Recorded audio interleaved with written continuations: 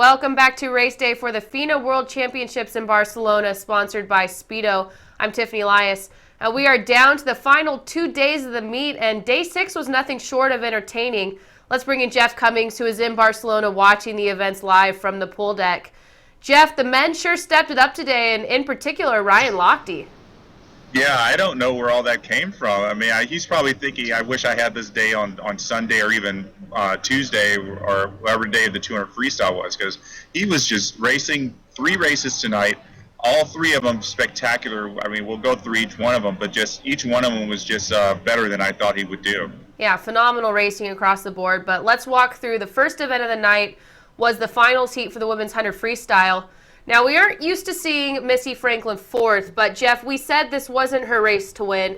Australia's Cate Campbell gets the W, 52-3, a good half second in front of Sarah Joystrom and Chromo Ijoyo. Jeff, you predicted yesterday Campbell would be in the hunt for gold. 52-3 is pretty smoking fast. That is really fast, and it's right on what she's been doing all year. She went 52 threes twice this year already, I think maybe even 3 times. So she was consistent. You know, usually when you go that fast a lot during the year, as James Magnuson saw, sometimes you can't get that done in the end of the year when you think you just need more rest and you go faster. So it was I was very interested to see if she could hold that, and she did. It was, I guess we should have realized she'd do that after the relay, but it was a great swim for her, and for Sarah to go under 53 as well. She's having a phenomenal meet, and I'm just really, I'm kind of surprised that she actually didn't do the 50 fly. She would have been great in that too, but you know, 100 free, it's a nice one. Yeah, those sprinters stepping it up on the female side. Well, big final of the night on the men's side. First of 3 for Ryan Lochte, the 200 backstroke.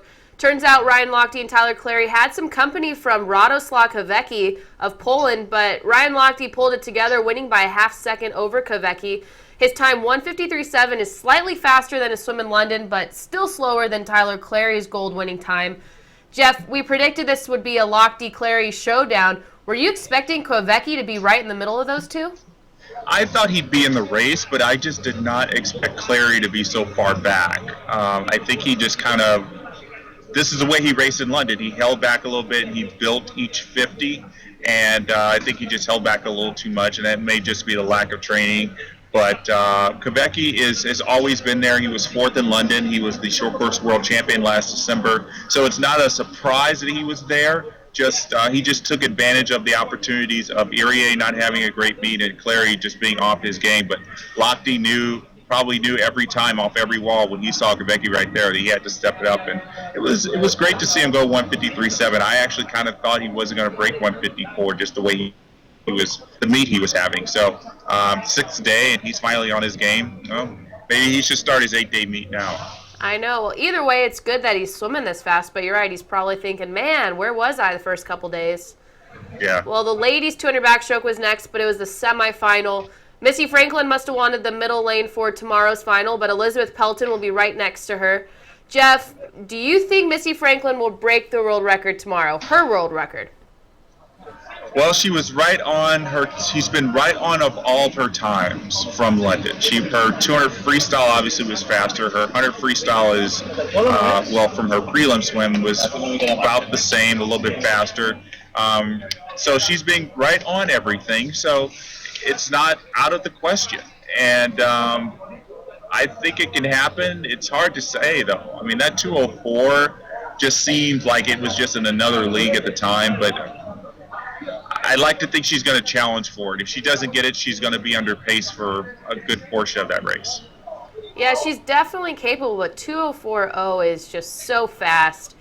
We'll see what she can do with a long lineup of events, but it will be one of 2 that we could potentially see tomorrow, and we'll come back to the second one. Well, the men's 50 freestyle semifinal, no holding back here. Now, this is going to be one intense heat tomorrow, and it actually calls for me to acknowledge every man in the field. Top seed will be defending Olympic gold medalist Florent Manadou, but with him we have Anthony Irvin, Nathan Adrian, Cesar Cielo, Fred Bousquet, Vlad Morozov, Roland Schumann, and George Bovol. Jeff, the average age of this heat's probably the oldest of any event, wouldn't you say? Yeah, that's what happens with those 50 freestylers. I guess they peak when they're in their mid to late 20s, and then you got Anthony Irvin, who's 31 years old, and Roland Skuman, who's 33. So Morozov is just a baby. I mean, I think probably Roland Skuman was just getting into college. Morozov was just starting school. So it's interesting to see that lineup, and it's a great lineup from first to eighth. Roland Skuman, I just got to say, I mean, 21.67. He tied his South African national record, and the African continental record that he set in 2008 at the Olympics, which was in a full body suit, I think probably 50% polyurethane. So he's going as fast now in a textile suit than he was going in a full body rubber suit. So that's saying a lot about what he's doing right now. Yeah, and the time that separates these guys is so small that it's only going to take someone to put together the perfect 50. Do you have a favorite in this event? Anthony Irvin looked very controlled, and there's always an element of trying to swim a 50 out of control. I think kind of that's what Florent did to win the Olympic 50 last year. So I think if Anthony just gets everything right, he's got it. I mean, he's got the momentum. I think he's just sailing through this meet. And piece of trivia, if he wins, it will be, I'm going to get the number right, 12 years between world championship titles. He won in 2001. Wow. So that would be kind of a historic thing for him, not only to be 31 years old and winning at the world championships, but to do it 12 years apart. That's pretty phenomenal. He's clearly doing something right. Well, hopefully he gets up to the upper 40s like we've seen on the women's side. That would be pretty entertaining. Yeah, that would be, I think he would probably only do the 50. I think he would not even be trying to get on a relay in the 100 anymore if he's in his 40s. Right. Well, we saw a world record go down in the semifinals last night in the women's 200 breaststroke, but it played out a little differently tonight in the finals. Yulia Efimova will be crowned the champ, but not able to break the world record mark. Rika Moller-Peterson went yesterday. Jeff, in this particular case, would you rather be Efimova? All right, we're experiencing some sound issues here. Jeff, is there a celebration going on behind you? Yeah, I can kind of hear you, Tiffany. I think my speakers were a little bit blasted out by the start of that music there. All right, we'll go back through that. It sounds like it's quiet down a little bit. Yeah, it's a lot quieter now. All right, let's rewind to the women's 200 breaststroke. It played out a little differently tonight in finals. Yulia Efimova is crowned the champ, but not able to break the record that Rika Moller-Peterson went yesterday. Jeff, in this case, would you rather be Rika set the world record and get second, or Efimova win the final but no world record? Oh gosh, I don't know. I really believe I think I'd rather win the gold medal. Because the world record is always going to be out there, but the 2013 World Championship, you only get a chance to get that once. So I think Efimova is probably really excited that she got the gold medal, and she got under 220 for the second time. She's the only person to get under 220 twice. Even Rebecca Soni didn't do that. So I think get the gold medal, and then look forward to breaking the world record. Well, I disagree with you. I say in this case, I'd rather set the world record. But if we were in Rio in 2016, I would say I'd take the gold medal. So just because it's the world champs, I'd say I'll take the current world record. But if it was the Olympics, I would say the gold medal means a little bit more there. Yeah, and Peterson didn't look upset when she got out of the pool for getting second. I was watching her down below talking to the TV press, and she just had a big smile on her face. Yeah. And rightfully so. I mean, she's the fastest in history. And but I still think, I would be a little upset if I didn't get the gold medal. Yeah, either way, something to walk away with. Yeah. All right, up next was the men's 100 fly and the women's 50 fly semifinal. Incredible day for Ryan Lochte. After winning the 200 backstroke, he nabs the top seed heading into tomorrow's 100 fly final from lane 1, no less, 51.48, just in front of Chad Leclos. Now, may I remind you, Michael Phelps only won a 51.2 in London. Jeff, is this a best time for Ryan? Yeah, it's a best time by 2/10. He won his best time at the USA Trials, 51.6. So now he's 51.4, and It's surprising. I mean, we all saw him at Olympic trials almost make the Olympic team in the 100 fly, but I just did not foresee him really improving to this at this pace. It's just really kind of remarkable to see him being able to do that because the 100 fly, really, you have to train for that. You can't fake a 100 butterfly. And with his lack of training, I just kind of didn't think he was going to have it, even though after he made the world championship team, I was thinking, well, he'll be lucky if he makes the final. And then here he goes and makes the top seed. Now, that final is going to be really tough. I think Chad Leclos, especially, and Evgeny Korotishkin, the guys who tied for silver behind Phelps in the Olympics, are going to be really tough. Stefan Diebler and Korzeniowski, just going to be just a great final. Well, even Ryan said at, I believe it was Nationals, he said, I don't even know how to race 100 butterflies. So he obviously knows enough to get through that event, but it's pretty funny when you interview him, he says he actually knows nothing about the 100 fly. Well, I think he's lying there because you have to know something about it. Yeah. All right. Well, on the ladies' side in the 50, Dana Vollmer's fifth, but leading the way, Jeanette Odiston-Gray. Jeff, do you have a favorite in this 50 fly final tomorrow?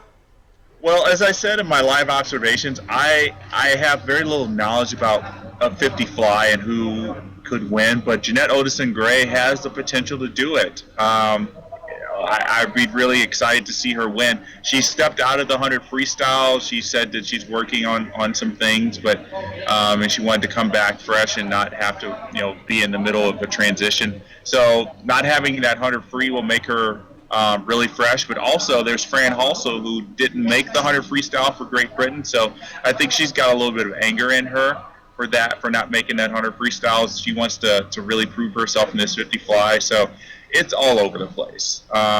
You got Lu Ying from China, who could be very competitive as well. In 2011, we probably would have named three people who would win, and not one of them would have been Teresa Alsheimer, who ended up winning. So it just can go either way, and that 100 fly is so weird. You got to really nail that finish, and whoever could do that is probably going to be the one that gets lucky and gets the gold medal. Yeah, I think that 50 is wide open. All right, well, to wrap up the session, we had two finals for the men.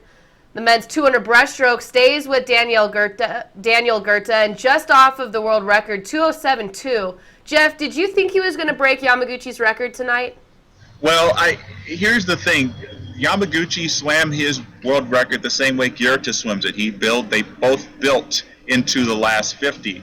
And when I saw Goethe getting closer and closer to the world record pace, I thought he's going to get it because he was like 0.06 or something off at the 150, and so I really thought he was going to get it. But that last 50 by Yamaguchi, he's like 32.3 or something, is just incredible. So that's what makes it really hard to get that world record. But Goethe is going to go back to Hungary. He's going to look at what he needs to do to get that record back, because I know he's got to be upset that he got it taken away from him last year, and that's probably going to be his goal for the next 3 years to get it back. Yeah, and it wasn't a world record for the men, but it was a close call, and I think it's what the men's side needed to pick it up for them.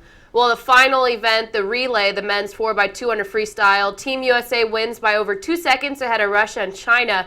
And Jeff, we've been talking about this triple for Ryan Lochte. He had the second fastest split of the field, not considering the leadoff legs, but only slower than Sun Yang. He was a 144 high after two incredibly hard events. He really brought his A game today. I was really impressed by that relay leg. Well, when he dove in, they were really close. USA and Russia were really close, and he had to put together that kind of a leg. I just thought maybe he was going to go 145 low after 200 back and 100 fly. And to go 143 says a lot about his endurance, his determination mentally. So, like I said, I think he really wishes he had been in this kind of condition a few days earlier. That 400 free relay would have turned out differently. But, like Jimmy Fegan did in the 100 free yesterday, he just kind of put it behind him, and today's a new day. Well, he might help pick up that men's side. The women's still doing phenomenal. The men, a much better day today. Tomorrow should be interesting. 2 more days to go. On the ladies' side, we've got the finals for the 50 fly, 200 backstroke, and 800 free, and the 50 breaststroke semi. And short sprint events for the men, the 50 free and 100 fly final, and the 50 backstroke semi. Now, Jeff, we mentioned this earlier. We have potential to see world records from Missy Franklin in the 200 backstroke, and I think more realistic is Katie Ledecky in the 800 freestyle. Katie Ledecky, I guess we want to say, and or Lottie Freese in the 800. You don't want to count Lottie out after True. that 1500. But and the 1500 is more of Lottie's race. The 800 is I wouldn't say too short, but I think this was what hurt her in London and kept her from getting a medal, was that she just doesn't have the speed for that 800, which is kind of weird to say, but that all may be changing. So we'll just have to see how she takes it out with Katie, who's going to be just blazing fast, and she has to hold on. And after what we saw in the 1500, she could probably do it. Yeah, her confidence has to be high. I bet she's going to try to go out with Katie Ledecky and see if she can hang on. And if she can go out with her, she will have that closing speed. That's probably what I'm looking forward to most tomorrow in the men's 50 free. Yeah, that 800, we're going to have to look for the 400 split. I bet you they're going to be under 404. It's crazy. Can you believe that? No, that would be pretty impressive for an individual 400, but that mark is just getting lower and lower. Yeah. All right, Jeff. Well, thanks for joining us again, and we'll see you tomorrow after day 7. All right. Thanks, Tiffany. All right, that's it for race day. Make sure to go to our event landing page on Swimming World TV. There you can find all World Championship coverage, results, analysis, interviews, press conferences, and much more. Follow us on Facebook and Twitter as well. I'm Tiffany Elias, and we'll see you tomorrow.